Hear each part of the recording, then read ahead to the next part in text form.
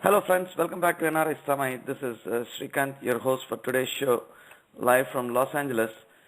We have Shabnam ji live on air right now. So just to give a background, friends, Shabnam Hashmi ji is one of the leading Indian social activists. In the background of Akbaruddin Owaisi giving hate speeches, Shabnam ji filed a complaint at Parliament Street Police Station, drawing attention to the speech made by Akbar Owaisi on December 24th in Nirmal town. So in the complaint, Shabnamji mentioned that the whole speech by Akbaruddin Owaisi is highly objectionable, inflammatory, and against the country's cultural heritage. Also, it's a strong attack on the values of our constitution, democracy, and secular values. So such obnoxious speeches divide society, vitiates peace, and leads to conflicts. Also, Shabnamji heads the New Delhi-based human rights group Anhad, and she is one of the founding members of the organization. Anhad, as it's called, Act Now for Harmony and Democracy, is an Indian socio-cultural organization established in March of 2003 as a response to 2002 Gujarat riots. So, Shabnamji, thank you for your time today, and thanks for being on the show. Well, most welcome, and it's a privilege for me to be on the show. Thank you for inviting me. Thank you, madam. Thank you. So, Madam ji, just to jump right in, Owaisi's speech is just one of the hate speeches in a long continuation tradition of politically motivated such stunts, you know. So, if one was concerned about the marginalized, the leaders of the marginalized community would have to fight for their rights instead of instigating each other. So, with this, how would your petition against Akbaruddin Owaisi be viewed, madam? You see, there is no doubt about the fact that minorities have been facing a difficult time in India, and they have been on the receiving end because of the growth of the communal forces since the last 2 decades. But fighting for minorities is one thing, and I think a lot of people in India, especially I would say the secular people from citizens of India, irrespective of what faith they belong to, they have fought for the rights of the minorities. They have fought against what happened in 2002 and what continues to happen in Gujarat. They have been fighting against that. But the difference between what Owaisi did and what a secular citizen, I would say, has been propagating for the rights of the minorities is that he gave a speech which was, I found, extremely inflammatory, and it had all the divisive nature. I won't repeat the speech here because I don't think that is right to do. Right. He denigrated a particular religion. He also made comments on the cultural heritage of this country, and I don't think that is the right. If you represent a community, then you need to be very balanced, and you need to fight for the rights in a very sober and democratic manner, not like what he did. Right. Madam, there are 2 aspects to this issue. One, the issues, complaints of injustice raised. Let's imagine, even if with calculations for his own political gain or his party's gain, that need attention. And also the second thing is inflammatory statements and derision, which could cause harm and need to be censured or punished appropriately. So there's need to address both of them with equal intent. So immediate action to discourage such behavior in public is required, but doing that without paying heed to explicitly highlighting the underlying issues of injustice would also serve to alienate those who are at the receiving end of such injustice. So you worked extensively on these minority issues and look closely into these problems that they face. Can you highlight key problems that Muslim women, men, or youth or children face in this country, madam?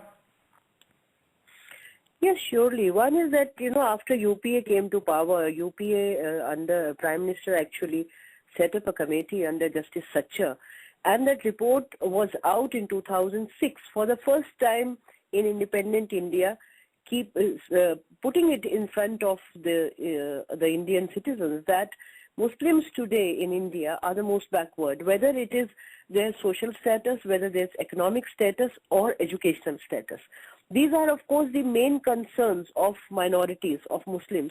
But along with that, with the growth of, as I said earlier, the last 2 decades from end of 1980s and beginning of 1990s, with the growth of the communal forces in India, it has been a major onslaught on the minorities, because they have been discriminated against just for being what they are, for belonging to a certain religion. And there were different tools used in this whole campaign of hate campaign. The last being, of course, the tool of terror. And in the beginning, where everyone thought that Muslims were doing all the blast across India, but slowly it came out that most of the people who have been arrested were absolutely innocent. So being targeted, especially the young boys, have been targeted in the name of terror. It, of course, became worse when the US declared war on terror, so-called war on terror, demonizing a particular community. And that remains a major question in India even today, along with education, employment, poverty, which the minorities face. Right. Just to step back a little bit, what specifically did OIC said? Of course, there's a whole lot of speech out there where he has delivered that speech in multiple towns. What specifically that OIC said bothers you the most, madam? It's not only you; it's the entire community. It's a question of the nation reacting to it. So, what bothers the most in his speech? You see, I found Owaisi's speech exactly that as of Togadiya's. The only difference is that Praveen Togadia, in his speeches, denigrates Muslim, and here Owaisi is just doing the opposite, where he is saying whatever he is saying against the Hindu community. And that is something, the way, he made remarks. I will not repeat them because they are not good remarks. So one was denigration of a particular religion, and along with that, also making fun of a lot of our cultural heritage. And it also actually shows, the speech also shows that he's very naive, intellectually challenged, I would call that speech, because he's also talking in derogatory terms about the Ajanta and Ellora caves, not knowing that the Ellora caves were actually under the Nizam of Hyderabad for years. Nizam of Hyderabad gave money for their restoration. And Ellora caves have, sculptures of many religions, of Buddhists, of Jains, of Hindus. So the way he said and the way he was, in a way, inciting people, that was extremely, extremely unfortunate, and I found it very disgusting. And it is not that he's the only person. I mean, there are a lot of fundamentalist leaders. He's one of them. Similarly, I mentioned Togadia, or even, there are other, in the Hindu right wing, there are leaders like that. None of this should be accepted in India and anywhere in the world for that matter. Right. Madam, when I got in touch with you, I was quickly going through your Facebook page. I found that a lot of your own friends are fighting, that means raising concerns on this issue on Facebook page, that you've filed a complaint against Akbaruddin Owaisi. How difficult has it been for you to fight this battle versus fighting similar fights against, for example, fighting for the likes of RSS or so? Well, I would say it is exactly the same thing. And in fact, I was comparing in May 2012, I had on one of the television channels in a talk show, I had raised questions about the whole myth of the, development in Gujarat, and I had given hard facts on the television. And then the kind of abuses I got from the BJP and RSS supporters, and I was comparing that with the comments I got from Owaisi's supporters, from MIM supporters. It's exactly the same language. It's highly abusive and sexually actually abusive language. And you realize that both the right wings use the same language, exactly the same language. And every time a woman especially is raising a concern, then it is free for all to attack her with sexually explicit language, and which is very unfortunate. But nevertheless, that is the reality, and that is what one has to constantly fight against. Right. Madam, it's been 25 years since Safdar Hashmi, your sibling, has been murdered, and it's unfortunate. My deep sympathy in that front. But since that time, what have you seen changing, madam, in terms of political will, tolerance levels, and court trials? It's been 25 years. What's your thoughts on that front, madam? Well, unfortunately, in a way, I would say nothing much has changed as far as violence is concerned. In fact, we are, as a society, we are growing more violent.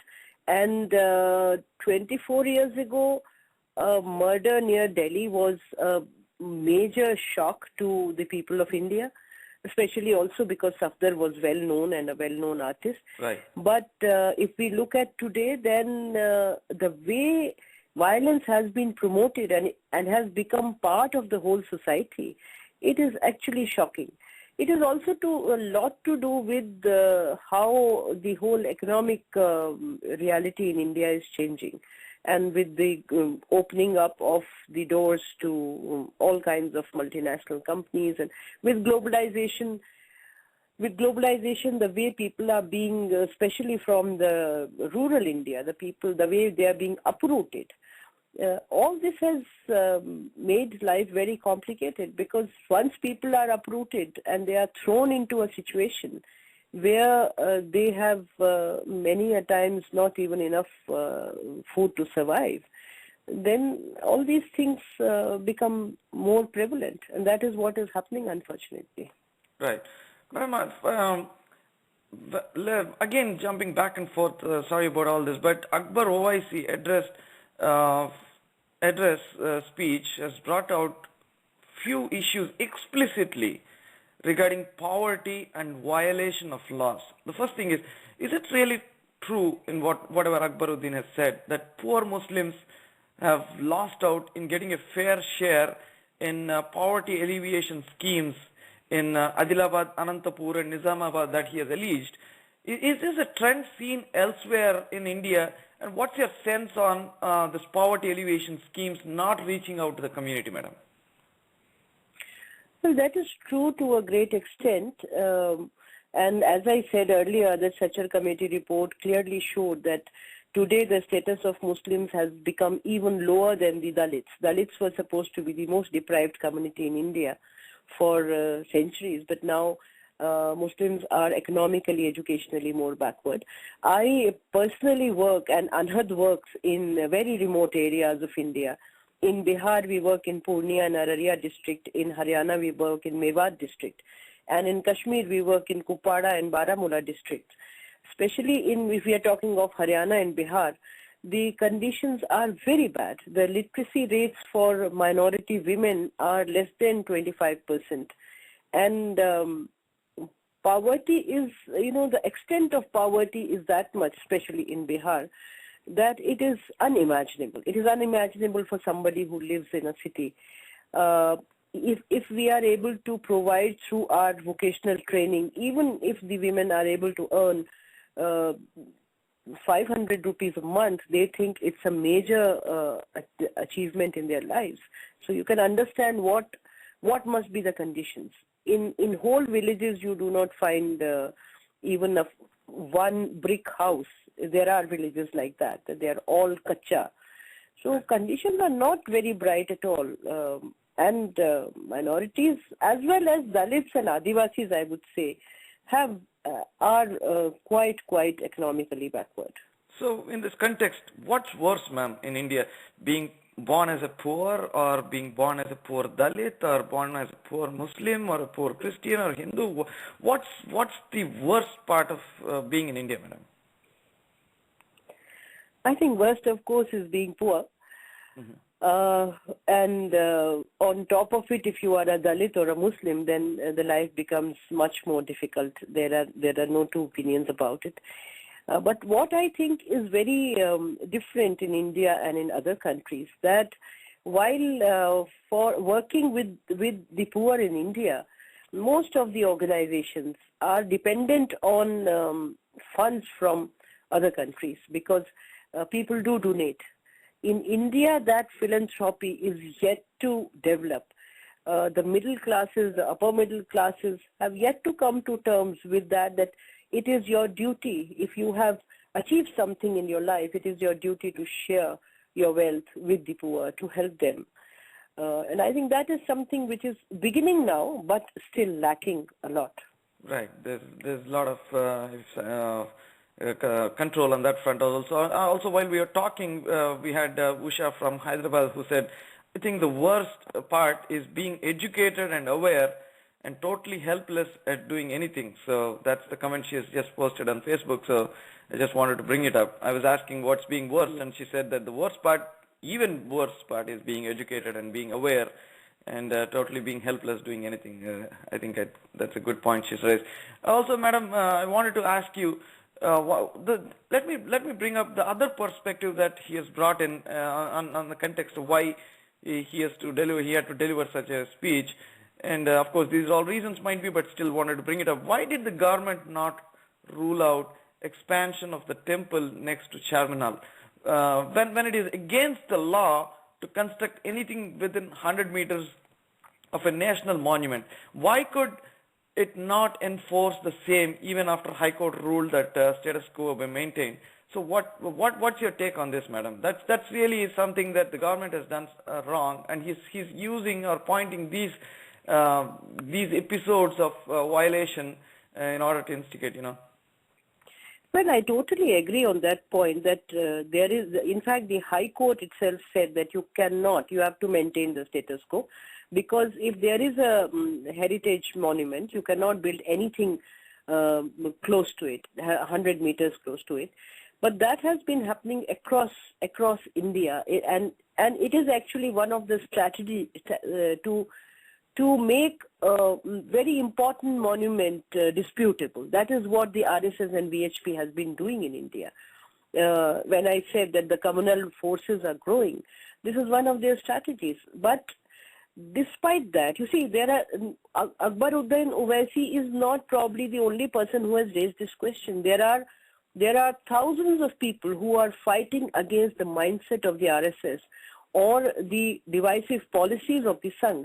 But that does not mean that you become yourself a communal man to fight. You can fight this only being democratic, only being secular. It is not always possible that you will win. Yes, we are losing on many, many grounds, but we are also winning areas. We are winning spaces which we thought we have lost. We are making sense to the young people. They are understanding that this divisive politics is not good for the country. But there is no way that you can justify that you were raising certain good points so you can make a hate speech. Because if he is saying something against the Hindu religion, then, every Hindu is not responsible for what has happened to Muslims or what is happening to Muslims, or every Muslim is not responsible for what happens to a Hindu. It's only a handful of people who want to vitiate the atmosphere or who want to create hatred. Ordinary people want to live with each other in peace, and they love each other. And we have a great tradition of pluralism, of living together. We have, we have communal harmony in across India, and people live and survive on each other. So, there is no way that he can justify a hate speech. Right. And also, as such, right now the status quo has been maintained, and government has stopped the expansion. But the friction can definitely be avoided, as you said, ma'am. The friction can be avoided. Also, the court stopped, right now the court stopped only the expansion, and it's allowing pujas and other things, just to elaborate on the context of what we're talking. So that's where we are at right now. Madam, also, on the other side of it, there's a sense of increasing feeling that Hindus should also mobilize themselves. I have Busha asking this question, and there's a sense of increasing feeling that Hindus should also mobilize themselves. Not the extreme right, but the center right, which have been truly secular so far. They have been truly secular. So, what do you think of this phenomenon, madam? Well, I don't think that's the solution. mobilizing Hindus or Muslims. I think what needs to be mobilized is the secular, democratic people of this country, irrespective of what religion they belong to. Because people who believed on forming a country on the basis of religion, they were the ones who created all these problems, who brought the two-nation theory, who talked of whether it was the Hindu Mahasabha or the Muslim League. I don't think we need to reinvent history. We need to move forward. We need to come together. The secular people of this country need to be more vocal, definitely. And they need to oppose both the Hindu right and the Muslim right, and stand by the Indian Constitution, which I think is one of the most sacred documents that we have, and a very progressive document that we have, whether it is the question of equality on the basis of religion or gender equality. And if we promote the values of the Indian Constitution, then I think a lot can be changed in India. When you talk about equality, madam, how important is reservation based on caste rather than economic conditions in the current society? Is that the only way equality and justice can be rendered? What has been your experience on this front, madam? Well, till we reach a situation where people are not discriminated on the basis of being Dalits, I think reservation is important, because even if you gain economic equality, you are not treated equally, because people would treat you as somebody belonging to lower caste. And unless the mindsets are changed to a situation that those discrimination ends, I think it is very important that the reservation continues. All right, okay. And ma'am, we have Srihari from Los Angeles who has quickly posted a question on Facebook. So neither the mainstream media nor the big political parties, except BJP, of course understandable, in AP, said anything about the series of religiously inflammatory speeches by OIC. Only after your FIR in Delhi, AP news media picked up the story. So even now Congress, TDP, TRS, all this YSR Congress party are not even saying a word on this issue. What do you think so, ma'am? No, I think that's not true. I think the Andhra government did register the case. He had given this speech in a very remote area, and what I heard on the television, the DGP of Andhra, he said that when we had to get the speech from that area and then get it translated, since it was in Urdu and most of the police in Andhra speaks Telugu, there is a procedure. You see, you can't avoid procedures. What we have seen on Delhi roads recently after the gang rape case, people shouting on the roads that hang the culprits, that cannot happen. You cannot hang people.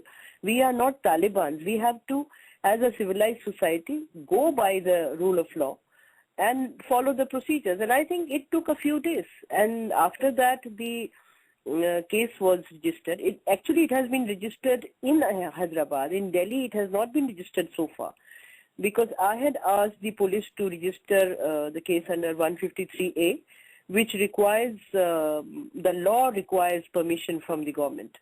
I will have to check tomorrow. Now, tomorrow is a working day, whether the police has finally filed an FIR or not.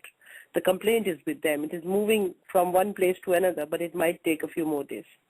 Madam, an innocent question, because I'm also ignorant about all this. When this episode has happened in Andhra Pradesh, how would an FIR being filed in Delhi help, madam? How is this all interconnected? Could you shed some light on that as well? Yeah, it can be filed anywhere, especially because this is on the internet and it is being circulated. It was being very widely distributed on Facebook and YouTube, and as a result, it becomes, it can cause problems anywhere. So living in Delhi, can file an FIR. Under 153A, actually, you can file an FIR anywhere. You can file a case anywhere. All right. Madam, unfortunately, for electoral benefits and similar reasons, our political parties, and particularly for years, Congress and BJP, have either not really seriously fought against this communal politics, or sometimes succumb to the communal-minded politicians who wish to divide our society for their own benefits. This is the reality. And also other parties like Mulayam Singh Yadav Samajwadi Party and Mayawati's BSP party have very cleverly exploited the communal angles to get votes from Muslim masses. Is it that we lack effective or very sincere leaders in the community? What is this phenomenon, madam? Why can't there be leaders of the community representing honestly, very balancedly their own rights? No, one is that I don't agree with you that people have used communal politics to take votes from the Muslims. I would say leaders have used communal politics to take votes from all communities. What happened in Gujarat was exactly opposite. The people were polarized to get the Hindu votes. After Babri, people were polarized to get Hindu votes because Muslim votes do not count much. They are in very few places where they make a difference in the final voting. Yes, Muslims have also been used, Hindus have also been used. Most of the politicians, especially the right-wing politicians, have used communal politics. There is no doubt about it for dividing people. As far as Muslim leadership is concerned, I personally do not believe in it. I think if in India Muslims were to have Muslim leaders and Hindus Hindu leaders and Dalits leaders, then there is no difference between India and Pakistan.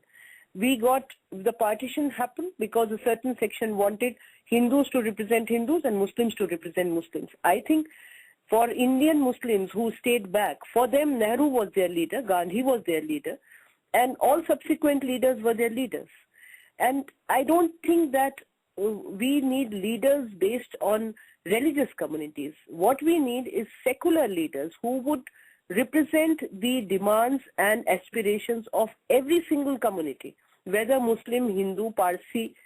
Otherwise we would say Parsis should have Parsis leaders and Sikhs should have Sikhs leaders. Then what is the point of having a democratic secular country? Excellent point, madam. Very true. Absolutely true. Ma'am, if you have to give some action points to young people to gain a balanced perspective, what would they be? As in beyond ideological theories, what can they actually do to sustain harmony around them, madam? I think first thing, and in the context of what is happening right now in India, today we had a statement from Mr. Bhagwat, the RSS chief, saying that women's role is inside the homes and they should live in and see to it that they make their husbands happy. I think the most important thing for the young people is to sensitize themselves on the question of gender. Because if gender equality comes, then half of these problems would be solved. Even communal forces ultimately divide the people on the question of gender. They push women to certain roles in the society. And I think gender perspective is the most important perspective, which balances a lot of things. So if young people can stop taking dowries, if they can stop doing violence against women inside their homes, treating their wives and mothers like equal citizens, equal individuals with equal intellect, I think that would itself bring about a major change in the Indian psyche. Absolutely, madam. Thank you very much for being on our show today, madam. I'm really honored to talk to you today and you being patient in answering all our questions. And I sincerely appreciate your time, madam. Thank you very much. Thank you very much for inviting me. Thank you very much, madam. And friends, that was Shabnam Hashmi ji, live on NRISamay. As I mentioned, Shabnam Hashmi ji is one of the India's leading social activists. And just to give you a backdrop, Shabnam ji filed a complaint at Parliament Street Police Station drawing attention to the speech by Akbar OYC in Andhra Pradesh. In a complaint, she mentioned that the whole speech was objectionable, inflammatory, and against country's cultural heritage. And I definitely am sure that listeners around the world would have got a sense of the secularistic kind of mindset that we have to imbibe, and that Shabnam ji has just mentioned in this interview. And also, just to give a background of Shabnam ji's work, she heads the New Delhi-based organization called Anhad, and excuse me, friends. And Shabnam ji is one of the founding members of the organization. Anhad, as it's called, Act Now for Harmony and Democracy, is an Indian socio-cultural organization, And just to give a backdrop, it is based in Delhi, and Anhad works in the field of secularism, human rights, and communal harmony. Anhad's activities include communal mobilization, sensitizing people about their democratic rights as enshrined in Indian Constitution, research, and also publication of books and reports, welfare programs for religious minority sections of society, and launching creative mass mobilization campaigns. So it also works as a pressure group among political circles to take action against secularism, and had plays a major role in Gujarat to fight against human rights violation in many different places, including the Kashmir Valley. Also, Shabnam ji mentioned very critical points about how the youth are being harassed in the recent times in the name of war on terror. So recently, Shabnam ji and the team planned. They've done a protest probably early 2012. So she mentioned that Muslims are feeling no longer safe in their homes, and civil rights activists they held a protest against unfair targeting of Muslims in the name of fighting terror. And she mentioned that Muslim boys and men and the youth are being held in jails for false charges, and that's one of the serious problems plaguing right now. And we appreciate Shabnamji's time, and we also thank her for being on our show. Any questions, comments, please send us an email to nrisamay@gmail.com. And you can visit our Facebook page, facebook.com/NRISamay. Also, please do visit our Twitter page, twitter.com/NRISamay. And you could listen to all our earlier archives on youtube.com/NRISamay. From NRISamay desk, this is Srikant signing off, and thank you for being on our show today. Thank you, friends. Listen to this music.